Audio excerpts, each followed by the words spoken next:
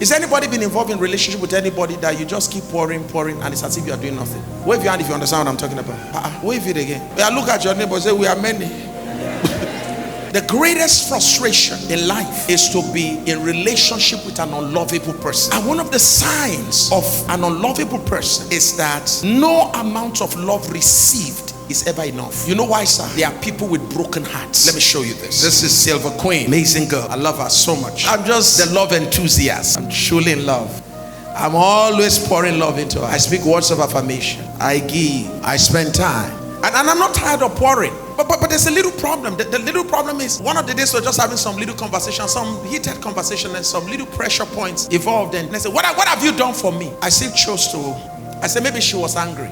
Maybe it was because the environment was very tense. I'm still pouring love into her. After a while, I'm beginning to feel depleted. I'm pouring too much. I am pouring. I won't even be bothered if I am pouring and I'm getting appreciated. And you know, for those who are pourers, have you noticed that rejection is the only thing they can't stand? That is why I said to you that the only reason why man will go to hell is not because of the sin of man, but because man is rejecting the love that God is poured out on him. I am not asking you to pour back into me what I poured into you. I may be pouring money, I may be pouring effort. Don't pour back money. You may not have the kind of money that will impress me, but please, can you pour kind words? Can you genuinely let me know that you value my sacrifice? Am I talking to anybody here? You want to make sure the person truly feels from your heart that you are very grateful. Now two things here. In this service this morning, you are either the one pouring into, or you are the one that they pour into, and you are just an ungrateful person. Nothing frustrates mothers like pouring into children that never say thank you. Nothing frustrates fathers like pouring into sons and daughters who never get to appreciate them. Why do you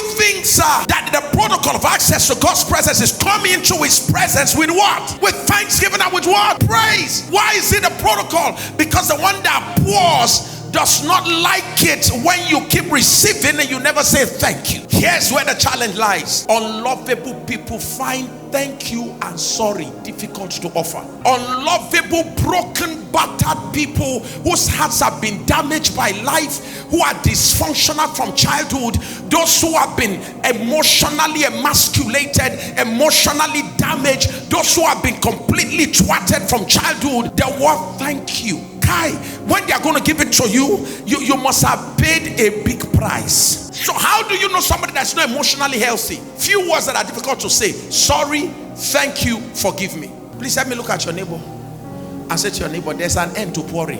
Help me look at your neighbor and say this is where they pour. Tell the person, love where they pour never ends, but me can become tired. Love never ends, but the giver of love will one day become tired. Married people, all this nonsense we are doing now, mistaking each other for granted. There is an end to everything. Take each other for granted, you'll be grounded. Whosoever is making you feel that divorce is glamorous, they won't tell you the real story. Let's learn to value people who pour into us. This is the Transforming Church International.